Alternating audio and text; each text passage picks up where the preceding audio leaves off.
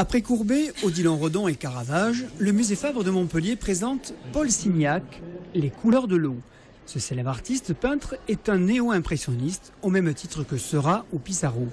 Il est présenté à Montpellier pour la première fois. On peut dire qu'avant la guerre de 1914, tous les artistes en Europe ont eu leur phase néo-impressionniste, précisément parce qu'ils ont été influencés par Signac et parce que Signac était un peu considéré comme un grand maître. C'est un enchanteur de la lumière et un enchanteur de la couleur. Car ce qui intéresse avant tout Signac, c'est la couleur pure, de voir vraiment cette couleur intense. Et de plus en plus, quand on avance dans sa carrière, on se rend compte qu'il y a une palette de plus en plus rutilante, presque orientale. Paul Signac, né il y a 150 ans, était un marin émérite. Il a eu en sa possession une trentaine de bateaux et c'est tout naturellement que le peintre a trouvé son inspiration au fil de l'eau.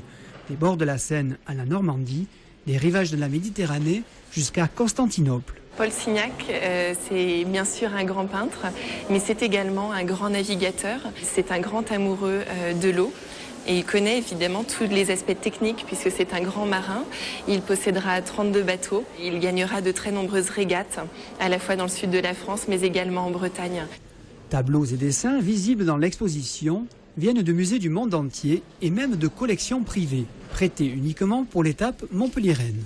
Signac au fil de l'eau est à voir jusqu'au 27 octobre.